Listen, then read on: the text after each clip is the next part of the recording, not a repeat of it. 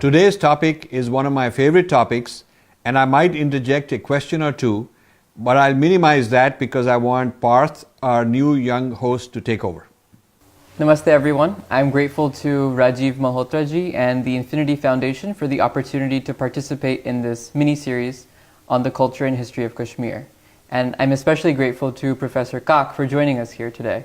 Today we're going to start our conversation with a very important question in your field of research, which is, can artificial intelligence gain consciousness? So for our viewers, would you like to just give some background on how this question has emerged and what work is being done on it so far? Right. Last year, there was a whole set of conferences that were held in the US and in Cambridge, UK. These were week-long conferences consisting of 30-odd leading scientists of the world in the areas of physics, neuroscience, computer science, philosophy. And the question was, in the long term, will computers become conscious? And if they were to become conscious, what will that do? And the participants took a poll, and there was general agreement that computers will be able to emulate human beings at almost everything that we do, which of course will have far-reaching consequences for society, for politics, for the way we live.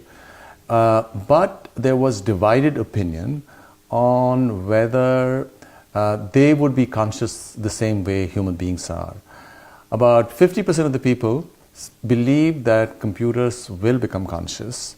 And about 50% said, well, while they would be able to emulate all that we do, they will truly not be conscious. And the philosophical background to these two positions was, one, the idea of shunyata in Buddhism. If there's emptiness and nothing alone, then maybe computers should also become conscious, and computation should be underlying the idea of consciousness, while on the other side was the philosophical position of Vedanta, that consciousness is the ground stuff of reality. There is something more to it than just embodiments. I see. And so we went back and forth on that. So for this Vedanta view, someone like the example of Srinivasa Ramanujan, an example that sort of brings to light this idea of embodiment not being necessary for consciousness. The question then is, how does one believe that there is something more? Because the mainstream scientific paradigm is that there is nothing but matter. And consciousness is an emergent property, and therefore consciousness can only be incremental related to what has been there before. But then the life story of Ramanujan offers a kind of an anomalous view, because here was a person who would wake up in the mornings and say that, well, the goddess came to him and dictated such and such formulas, and mathematicians, the best mathematicians in the world, have been toiling for 50, 60, 70 years, ever since his diaries were rediscovered in the 70s, and found that he was essentially correct, and many of his formulas were totally anomalous, right? They were not fixed to the mathematics of its times. And then there are many other stories also from all cultures. Some of the greatest creative people have claimed that their creative idea, the centrality of it, came to them when they were not necessarily thinking of that particular problem. Some people say it came to them in their dream, like Jeff Howe, the guy who invented the sewing machine in the 1770s in the US, or Kekule, the chemist who found the structure of benzene in a vision that there were these 6 snakes holding the tail of the next in a circle. Wow. And many others. And if that is true, then consciousness must be something more than just incremental combinatorial modifications on what is known at this time. And therefore, we ought to leave room in our lives, in our education, in our polity, to this capacity that consciousness possesses, which is beyond what we are comfortable in, which is our normal experience, and therefore that should provide us opportunities of imagination and action which are more than what just a bureaucratic, top-down view of society provides us otherwise. Right. So, just putting aside the question for a moment of artificial intelligence, within the scientific community, is there any consensus on how to actually define consciousness before we even move on to the question of whether computers or artificial intelligence can have it? Right. The leading scientific theory at the basis of physics is quantum mechanics. Right. When quantum mechanics was discovered or created in the 1930s, or 1920s and 1930s, and it was created by Schrödinger, an Austrian physicist, and Heisenberg, and there were other people also like Niels Bohr and so on. Their self-understanding of what quantum mechanics meant was Vedantic. In fact, Schrödinger himself says that the central idea came to him from the Upanishadic Mahavakya, the great statement that this Atman is Brahman, or this individual is the entire cosmos. In Sanskrit, I am Atma Brahma. So the standard view in quantum mechanics for a long time was, which is called the Copenhagen interpretation of quantum mechanics, that consciousness is apart from materiality. And that is consistent with Vedanta, with the standard Indian view that consciousness is the ground stuff of reality. I see. And embodiments emerge out of it. But to be fair to the history of this subject, there has been a reaction to it in the last 40, 50 years. And some of the smartest scientists and physicists have tried to construct a theory of quantum mechanics, or an interpretation to be more accurate, which does not require consciousness as an entity which is apart from materiality.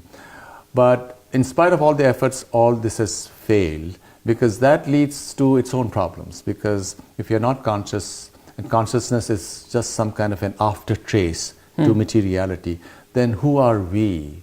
Are we just some kind of a sense that is left on the screen of our mind, and we are really like automata, acting our lives completely determined by whatever has happened in the past. And so it's really not gone anywhere on many different grounds, not just on grounds of aesthetics, but also its fundamental mathematical apparatus has not been able to validate itself. I see. So I personally think that the Copenhagen interpretation, which is the orthodox, the interpretation of the pioneers, still holds. And according to that, the Vedantic view that consciousness is apart from materiality is the correct view. And it is sort of different from the mainstream view of science and also of polity, that, well, all that we should worry about is material wealth, material prosperity, which has led us to wonderful advancement of our material condition, but maybe it's also led to a hollowness related to a person's understanding of what their life is all about. And maybe a lot of stuff that we see, problems that we see, for example, the opioid crisis, drugs, and everything else is a consequence of that we are telling everybody, we are telling the young people, hey, there's nothing but your body and your sensations, and they have done this, and then they feel, well, since our body is going to die, life is not worth living, or they do things which do not necessarily bring them happiness. That's very interesting. So you think focusing too much on the materiality has actually brought a sense of nihilism to the way we live our lives? I do think so. I think focusing only on the body has led us to hollowing of our sense of who we are. And it's not only a dichotomy between what is the Eastern or the Indian view and the Western view, because the West had its own rich tradition of spirituality. Yes. But I think it's after the Second World War, as technology took off in amazing ways, and as it did indeed improve our material condition, that at some point we started worshipping only at the altar of materiality. Now, I'm all for material progress, but I think it should go hand in hand with invocation of the spirit, that the spirit and the body are complementary to each other. Subhash, what is prana and is it necessary for consciousness? Prana is this breath energy. Prana is like pneuma of Greek thought. So, in other words, it's energy which activates the body, right? Now, consciousness in the Vedantic view is from where prana emerges first and then everything else emerges. And therefore, prana is certainly a part of the sequence, but it's not fundamental to consciousness. Yes. Consciousness is fundamental, right? And out of that emerges, out of all of this. One must also make this important point that consciousness cannot be material, because if it were material, then it will have the kind of properties that all material things have, and therefore we should be able to find it in ordinary science. Because ordinary science, whether it's microbiology or physics or chemistry, deals with objects, while consciousness is the experiencing subject. Human beings in our normal interactions with the world are focused outwards, right? Our senses are focused outwards. And the whole question of how to turn one's gaze back onto oneself is the fundamental paradox of consciousness.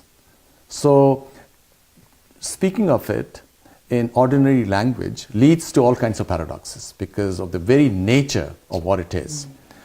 But there are lots of people, including some of the most celebrated scientists of our times, who are now coming round to the view that there would not be a scientific, namely material, theory of consciousness.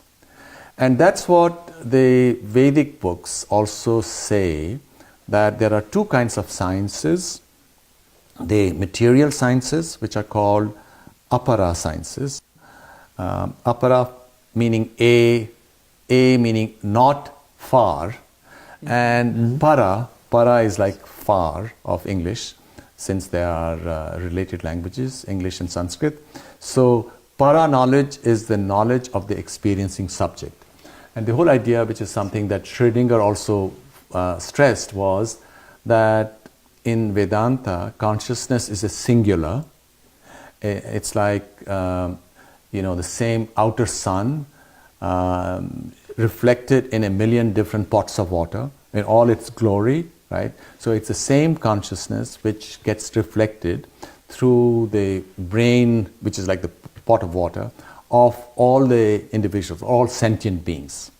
So this is an interesting point of view, which is very different from how material science has progressed over the past many centuries. So if consciousness is the fundament and not prana, then even if, for example, materials like silicone, metals can't acquire prana, this breath energy, it still leaves open the possibility for them together in this machine to acquire consciousness then. Right, yes.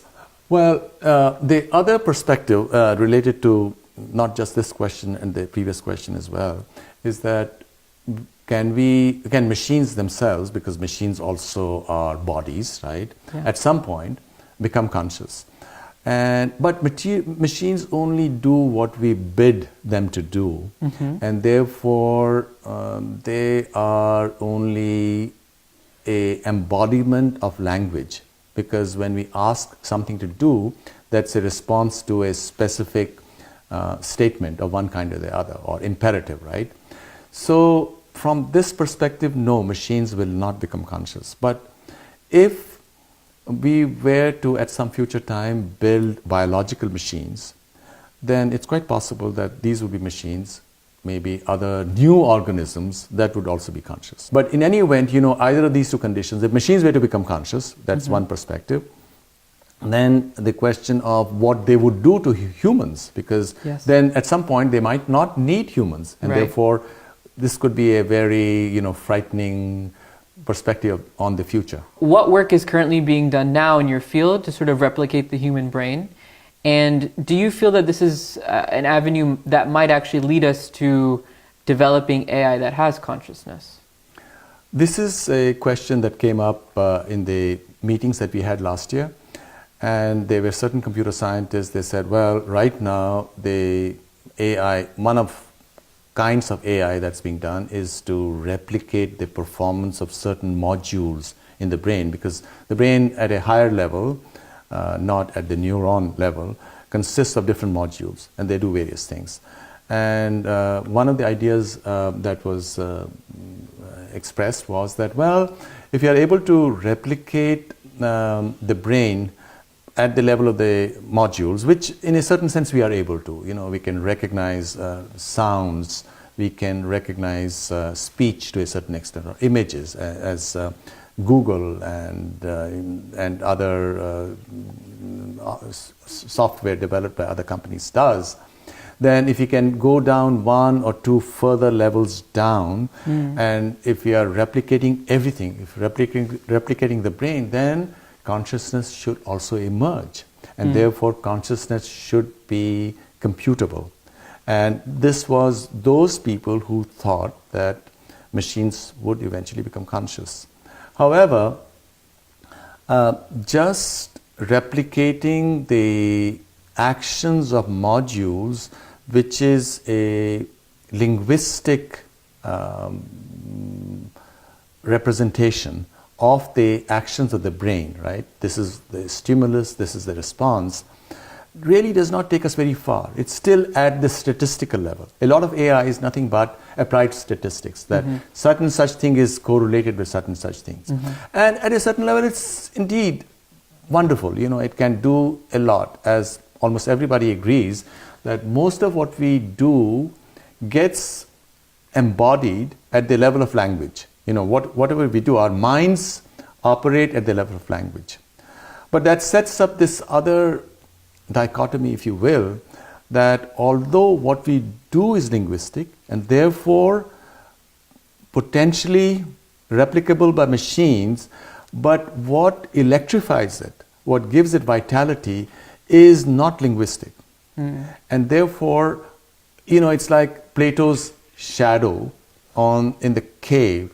So we are only looking at the shadows, but we really don't know how to speak of the real thing in a linguistic manner. I see. So it sounds like what you're saying is that computability, or just the ability to discern stimulus and then compute from that, make a decision, is not actually sufficient for having consciousness. So what, in your view, are sufficient conditions? Is self-awareness an important condition? Is recall important? What would you say are things that really indicate to us that something is conscious or not? Absolutely. Self-awareness, for example. But then how do we determine that a machine is self-aware? Or even for individuals, how do we determine whether another individual is self-aware? For example, there's been this great debate going on in zoology or behavioral science, whether animals are self-aware. Claims have been made that maybe only the higher primates are. And this judgment is arrived at by asking whether a certain animal can recognize itself in a mirror. But these are tests being set up by us humans, right, as our imagined sense of what self-awareness means, because after all, self-awareness is something subjective. Yeah. And it's quite possible that as we think more deeply about these things, we would conclude that animals are also self-aware. Right now, a lot of people think that only the higher primates are, but maybe other animals are also self-aware. And we would not be able to establish whether computers certainly are not self-aware, because they're Right. only doing what we ask them to do. They are just machines doing a specific task or a series of tasks. So we haven't yet been able to design a machine that's able to go beyond the limitations that we pre-program it into, sort of, Right. is what I'm getting out of what you're saying. Is that right? Right, and you might ask why, right? Because the brain consists also of an aspect where it reorganizes itself all the time based on the activity that's going on in it and the kind of stimuli it receives. And we don't have a mathematical theory of self-organizing machines. We have self-reorganizing machines, self-organizing systems certainly, but not self-reorganizing machines. So maybe that is the difference from a abstract perspective, that since that is lacking, maybe such and such thing is not possible. But on the other hand, you might say, well, who's to say that we may not be able to come up with mathematics which would make it possible at some future time. And so we can only remain agnostic at this particular point because we don't have that mathematics. Let me interject here, if I may. Assuming there could be artificial consciousness in biological machines someday, would such artificial conscious systems be capable of emulating what a spiritual guru does, such as Shaktipat or Puja?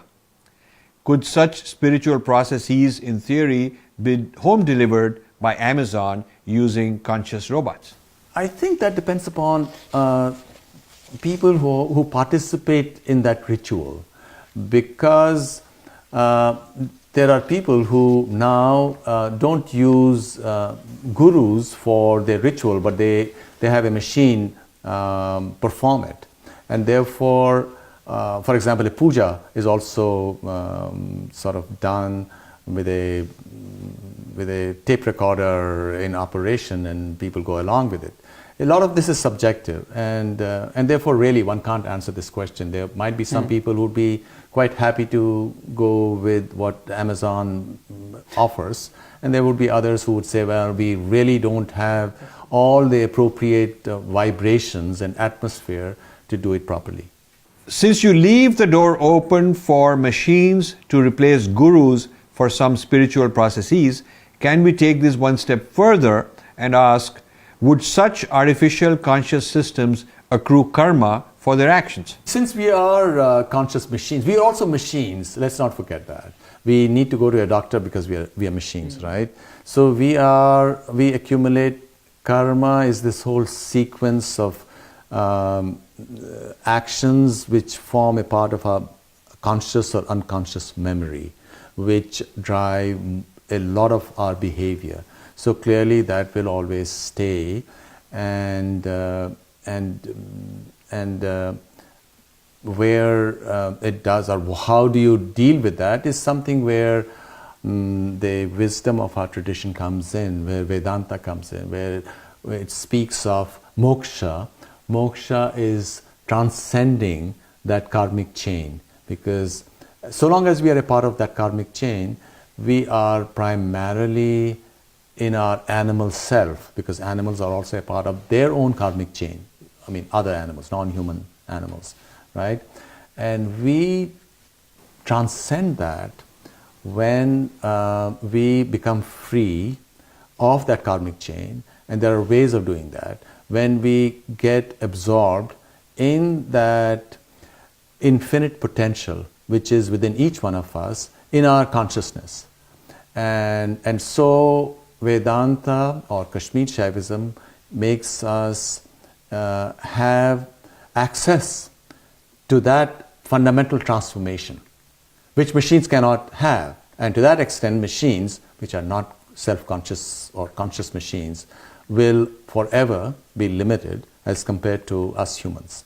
So I want to go back to something you said earlier, which was this fear that humans have, and it's often played out through science fiction movies and books, that eventually the machines, if they become conscious, aware, they won't need us anymore and they'll take over. To what extent do you find that this fear is legitimate, is well-founded? I think this fear is particularly ominous now because of what has happened in the last 20, 30 years, the media, education. Even if machines were not conscious, like computers, that run a lot of what society does, we are perfectly willing to assume that they do have this consciousness. So we are letting ourselves be ruled by machines. And therefore, to that extent, I think it's a very valid fear. And what is going to lead to a dystopia is where all human beings cede authority and power to these machines. This whole idea of a world state, right, where a bureaucracy like Brussels in European Union, and they are taking decisions in their best judgment, well, this is good for everybody. And that may not be true, because the bureaucracies think in terms of a machine framework, and humans are always struggling and fighting this containment of all the possibilities that exist. So I think one reason why there might be a major disruption in the way things are is because the human spirit is trying to fight against it, and in all their legitimate concern for the material well-being of human beings, these bureaucracies, which are these giant machines, Right. which govern human society, are doing things which may be limiting that potential, that infinite potential that exists in the individual's consciousness. So this is a really interesting view, I guess, because this isn't something that you necessarily see in at least popular culture. So what you're saying is that the cession of power will actually be from our side, giving into machines, giving into conscious machines, and sort of letting them have control over civilization will actually happen from our side and not from theirs. Right, because, all right, we are not talking about a future time when machines have become conscious. But what is happening now Today. is that we are ceding power ourselves consciously. And then we are saying, for example, in Europe, you're not allowed to have some thoughts. Certain kinds of thoughts have already been banished. And why are they being banished? Because they hurt some people. Right. And I think the same process is happening in the US as well. Universities have closed in many different ways. Only certain thoughts are welcome. Right. So human beings are consciously ceding power and authority. And in many different ways, this was thought of within the Hindu tradition, where we speak of this ongoing struggle between the asuras, which are demonic machines, and the devas, which are instruments of light. Right. Now, the machines and the light also exist within each human being, and therefore this struggle is to be viewed both at the cosmic level and also at the individual level, within the individual through his or her progress and struggles through life, and this struggle providing insights into oneself, right? But now we see it played so much, clearly at the cosmic level, and therefore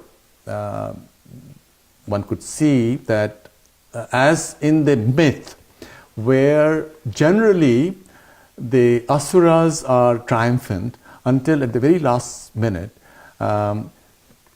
divinity intercedes in many different ways, and sometimes by deluding the asuras, right? And then somehow, ultimately, divinity triumphs, light triumphs. So this struggle between light and dark here represents materiality, and light represents, transcendence, will continue both at the personal level and at the world level. So if I can talk about a different kind of conflict for a second, which is economic in nature, just putting on my hat as an economist for a second. Right. We've seen over the past few decades automation take away jobs from countless numbers of workers, especially in service industries, as well as in manufacturing. If artificial intelligence gains consciousness, the impact would seem to be way more. What is your take on that, and how do we adapt to this change that's happening in our technology? Well, I think automation doesn't even have to gain consciousness, because even without consciousness, human beings, most jobs will become redundant. That's right. Machines will take over. They don't need professors. They don't need 10,000 professors. Maybe just 5 or 10 lecturing in studios would be enough, because we already have technologies to deliver products all over the world. And likewise in other jobs, right? Not just transportation, self-driving cars or machines which replace human mind, decision making, through computers, through AI. Right. Machines already are as good as the best human beings at certain tasks. For example, the game Go, the world champion was beaten by a computer program just last year. And at chess, machines defeated grandmasters or the world champion many years ago, 10, 15 years ago.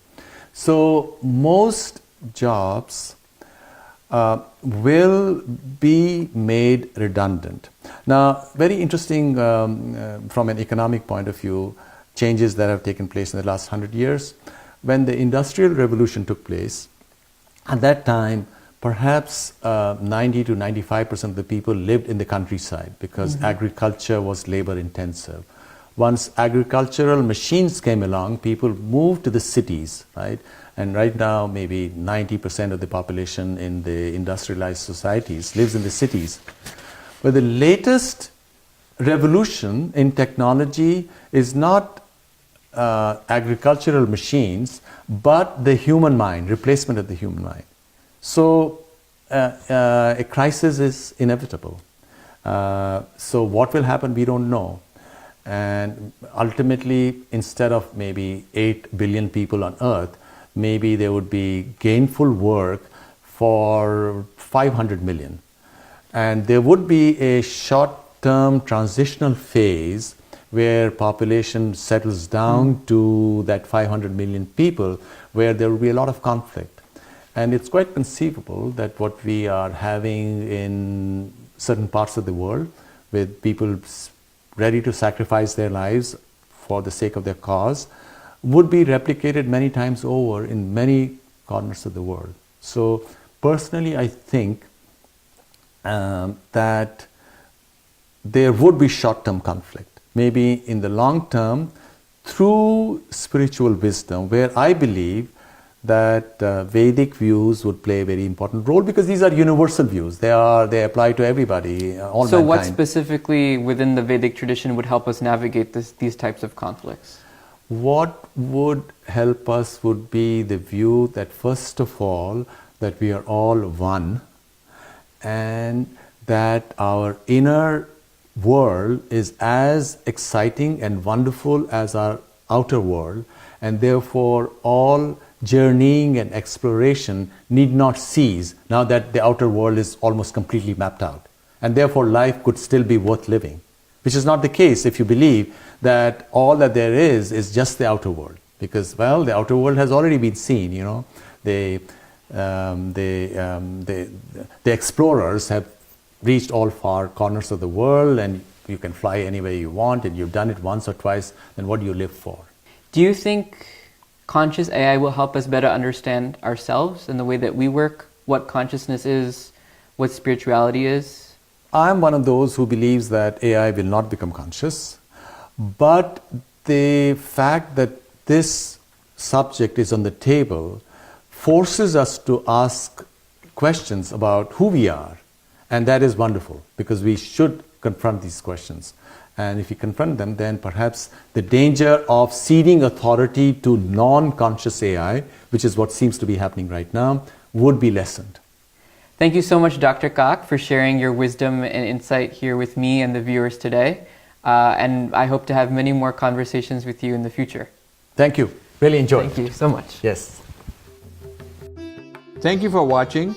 You can subscribe here and also hit the bell icon to make sure you get notified.